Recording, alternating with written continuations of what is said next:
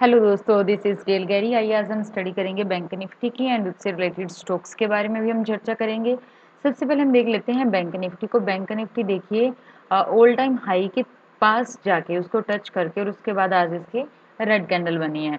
अब ये देखिए, ये वाली कैंडल है और ये वाली जो कैंडल है, इन दोनों का हाई सेम है। इस कैंडल का हाई अपना 38,112.75 एंड इस कैंडल का हाई है 38,112.60 मीन्स सेम। एंड इसकी जो क्लोजिंग है वो यहाँ मिड में हुई है, डाउन में नहीं हुई। डाउन से भी देखिए रिजेक्शन आई है एंड जो इसने अपना लो लगाया है वो 680 का एंड लास्ट में जो क्लोजिंग दी है वो है 830 की। मीन्स ऑलमोस्ट 200 पॉइंट अप में जाके ही क्लोजिंग दी है, डाउन टू अप की तरफ।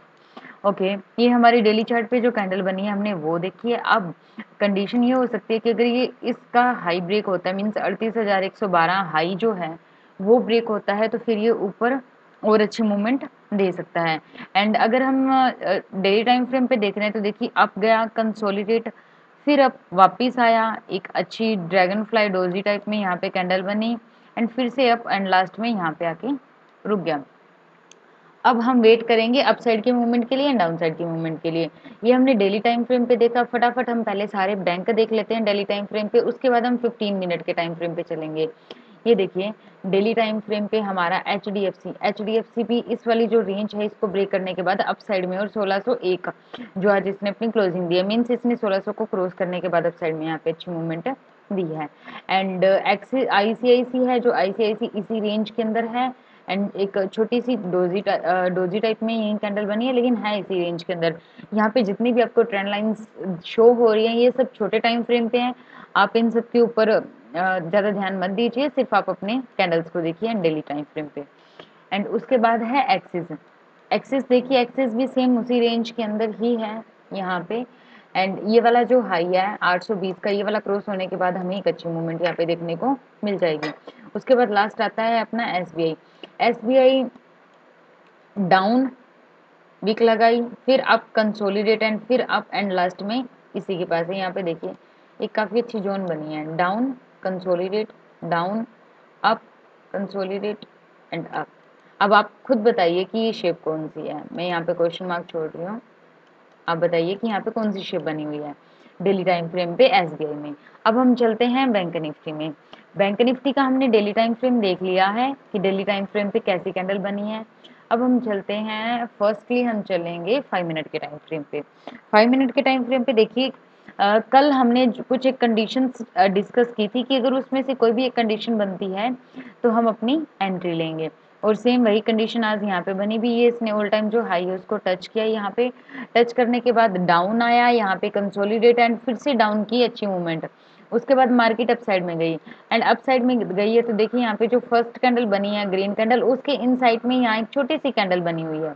ये जो इनसाइड कैंडल है छोटी सी, ये काफी अच्छा मूव दे देती है जब भी ये बनती है। उसके बाद देखिए हमें यहाँ तक 980 तक 980 तक, सॉरी 960 तक लगभग यहाँ पे एक अच्छी मूवमेंट हमें यहाँ पे देखने को मिली, जो कि आज की ओपनिंग के पास तक हमें कंटिन्यू लेकर गई।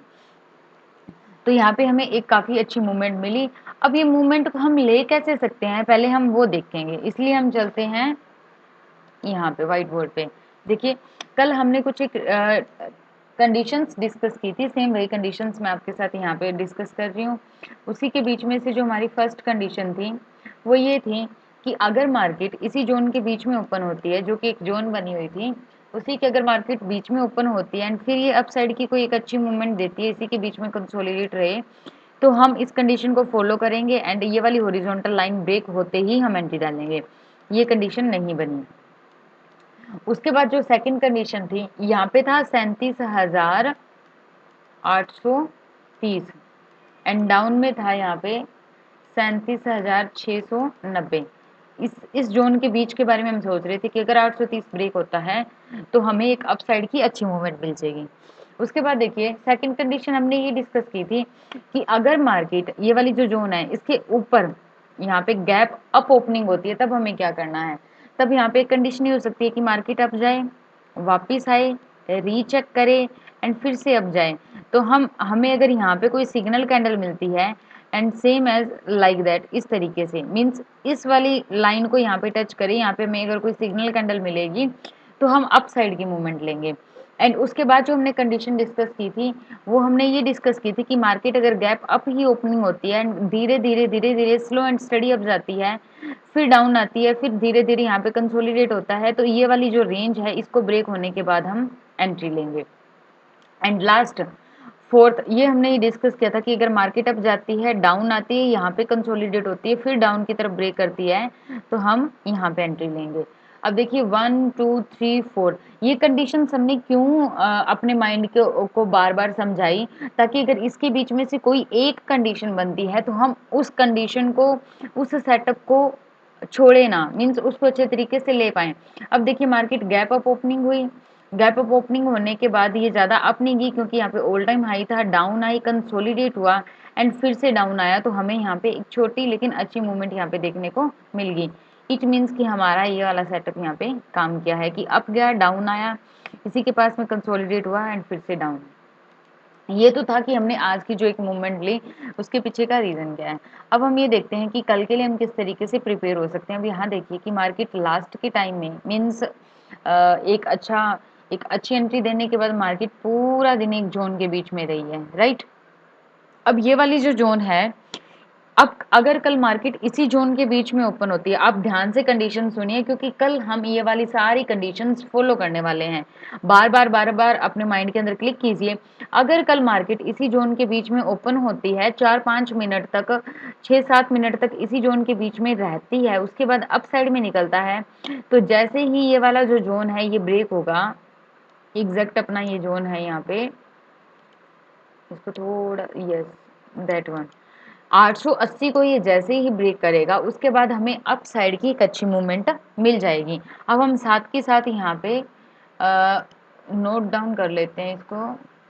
यस, हमारी फर्स्ट कंडीशन क्या है कि अगर मार्केट उसी जोन के बीच में ओपन होती है, थोड़ी सी कंसोलिडेट रहती है, अप साइड में निकलेगी, तो हम यहाँ पे एंट्री लेंगे। ओके, हमारा टारगेट क्या रहेगा, ये रहा हमारे टारगेट, ये हमारा फर्स्ट टारगेट है दैट वन, एंड सेकंड जो हमारा ऑल टाइम हाई वाला है ये हमारा सेकंड टारगेट है।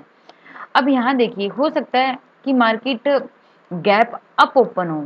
अब अगर मार्केट गैप अप ओपन होती है तो ये वाला स्विंग लेगी, एक चीज। दूसरा ये वाला हो सकता है कि इस स्विंग से थोड़ा नीचे, मींस इसी आसपास जोन के बीच में ओपन हो, फिर यहाँ कंसोलिडेट करे एंड ऑल टाइम हाई का जो ये वाला लेवल है इसको क्रॉस करे, तब हम एंट्री लेंगे। अब हमारी दो कंडीशंस रेडी होगी। एक बार हम ड्राइंग रिमूव कर देते हैं।